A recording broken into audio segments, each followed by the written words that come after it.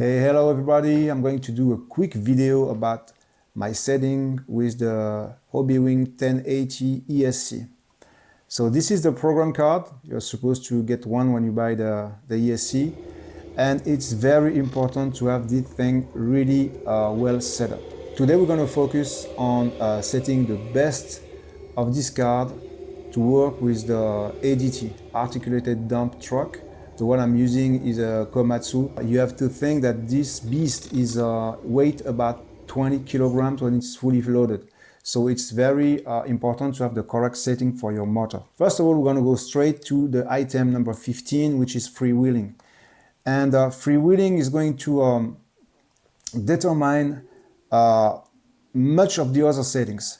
So I have enabled freewheeling on my truck. As you will see in the video, it's going to help me a lot with downslope, especially when the truck is super heavy. So now, item number 1 is running mode. So I'm using a forward and reverse, no brakes. So it's going to be value number 3.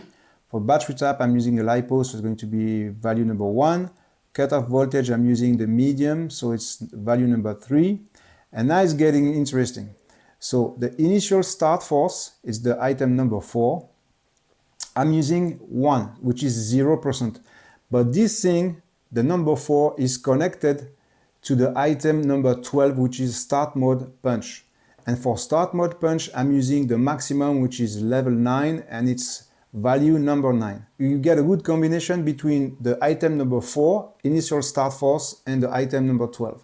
So I want my truck to have the maximum power available, start mode punch, which is 9 maximum, but at the same time, I want to be able to control the initial start force as much as possible. That's why it's at 0%. And with these settings, when there's a rock in front of your tires, or if you're in difficulty, you get much and precise control with the force of your motor. So now we're going to go to item number 5, which is max forward force. I'm using 100%. For the reverse max force, I'm using the value number 3. My truck is going slower in reverse, so I'm at 75%, which is value number 3.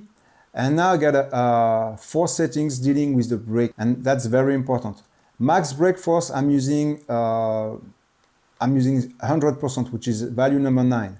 Initial brake force, I'm using value number 1, which is 0%. And it will give me as much control as possible with the braking of my truck. Now, very important, the drag brake and the drag brake rate. So it's not very self-explanatory, unfortunately, especially for the drag brake rate, which is from level 1 to level 9. But for the drag brake, I want to be able to have the full drag brake, which is 100%. So I'm on value number 9. And for the drag brake rate, I'm using value number 2.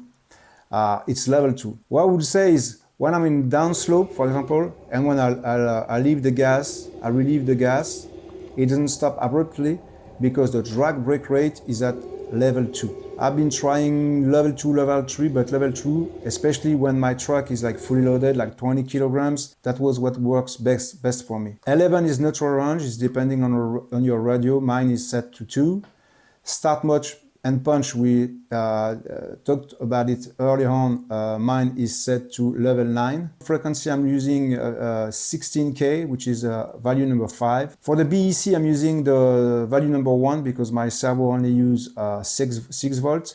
And we're going back to item number 15, freewheeling, which I told you it's very important to have it enabled. So here you go with the settings. Let me know what you think. There is a lot of settings to play around with this card, but trust me, I've been trying many different settings, and the one I'm using right now, I'm very happy with it. You will have all the settings in the description box below. Sorry. I hope this video was helpful for you.